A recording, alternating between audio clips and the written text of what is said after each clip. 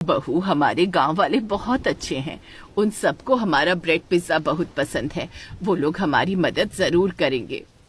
दोनों सास बहू पहले गजोधर काका के घर गई। ममता ने दरवाजा खटखटाया और गजोधर काका बाहर आए।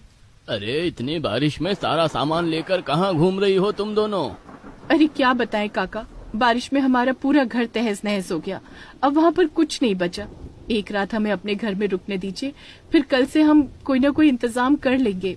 अरे जब पूरा घर तबाह हो गया है तो एक दिन में तुम लोग क्या कर लोगी? और वैसे भी मेरे घर में ज्यादा जगह नहीं है। तुम तो जानती ही हो कि मेरा परिवार कितना बड़ा है। ऐसा करो, राकेश के घर चली जाओ। ठीक है भाई साहब, कोई बात नहीं। चलो बहू, एक बार राकेश के घर में भी देख लेते हैं। दोनों सास बहू राकेश के घर गई। वो जैसे ही बाहर आया वैसे ही ममता जोर जोर से रोने लगी। अरे राकेश भाई, आप मना मत करना। बारिश में हमारा घर तबाह हो गया। एक रात के लिए हमें अपने घर में पनाह दे दीजिए। भाभी, हमारी खुद की छत टपक रही है और हमारे घर में बहुत सारे मेहमान भी आए हुए हैं। माफ कीजिएगा, मैं आपकी कोई मदद नहीं कर सकता।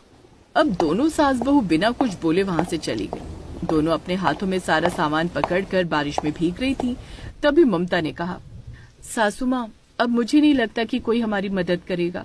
हमें ही कुछ न कुछ इंतजाम देखना पड़ेगा। मैंने इन गांव वालों के बारे में ऐसा नहीं सोचा था। बताओ, एक रात के लिए भी किसी ने हमारी मदद नहीं की। लोगों की सच्चाई बुरे वक्त पर ही पता चलती है बहू।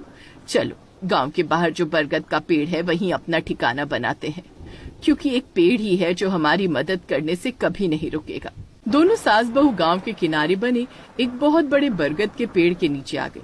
वहाँ पर बारिश की बूंदें नहीं आ रही थी, सिर्फ ठंडी ठंडी हवा लग रही थी। दोनों वहीं पर बैठ गईं। सासू माँ, ये अच्छा हुआ कि इस भयंकर गर्मी से तो हमें राहत मिल गई, वरना गर्मी में तो हमारी हालत ही खराब हो रही थी। बहू, हम गरीबों के लिए तो हर मौसम तकलीफें ही लाता है, चाहे सर्दी हो, गर्मी हो या बरसात। सासू माँ, ज्यादा नकारात्मक नहीं सोचना चाहिए, वरना हमारी जिंदगी में फिर वैसा ही घटित होने लगता है।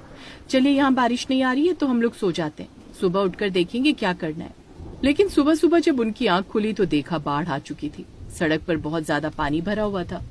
ये देखकर दोनों सास बहू फिर से परेशान हो गईं, क्योंकि बारिश अभी भी रुकी नहीं थी। सासू माँ, लगता है अब हम जीवित नहीं बचेंगे, क्योंकि इतने पानी में हम कहीं नहीं जा सकते। क्या जिंदगी भर यहीं बैठे रहेंगे? धीरे धीरे यहाँ तक भी पानी आ जाएगा और हम उसमें डूब जाएंगे। बहू, सबसे पहले तो ये सारा सामान पेड़ के ऊपर टांग देते हैं ताकि हमारा सामान सुरक्षित रहे। अभी हमारे पास बेसन, ब्रेड, चूल्हा, स्टोव सब कुछ है। कम से कम बारिश बंद होते ही हम खाना तो बना सकते हैं।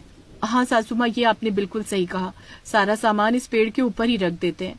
सारा सामान उन्होंने गठरियों में बांध रखा था, इसलिए ममता ने एक एक करके सारी गठरियां पेड़ की डालों पर बांध दी।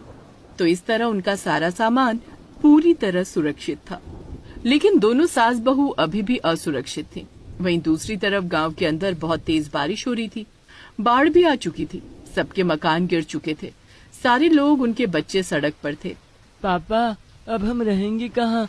हमारा गांव तो सब बर्बाद हो गया। मुझे तो बहुत जोर की भूख लगी है। अरे बच्चों, खाना तो तब खाएंगे ना जब हम लोग बचेंगे। पहले कहीं ठिकाना ढूंढना होगा, क्योंकि बारिश बहुत तेज हो रही है। हमारे पास घर भी नहीं बचा। सब लोग अपना अपना सामान उठाओ और गांव से बाहर निकलो। ठीक है काका। किसी तरह वो लोग अपना सामान लेकर आगे की तरफ बढ़ रहे थे